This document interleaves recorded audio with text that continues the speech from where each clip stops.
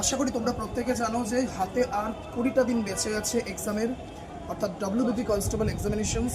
তোমাদের যে 30 তারিখে এক্সাম, তার থেকে আর হাতে আমাদের বেঁচে আছে 20টা দিন। এই মুহূর্তে দাঁড়িয়ে লাস্ট রিভিশন খুব ইম্পর্টেন্ট।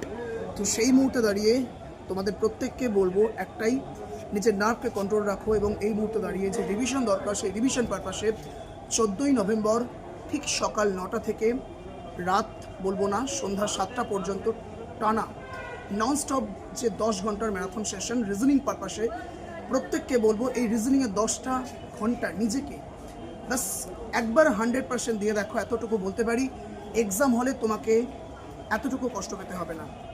আমার বিশ্বাস তোমরা এই সেশনটা প্রথম থেকে শেষ পর্যন্ত করবে।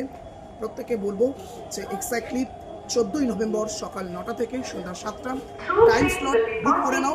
প্রত্যেকের সঙ্গে দেখা হচ্ছে সেশনে এক্স্যাক্টলি সঠিক টাইমে।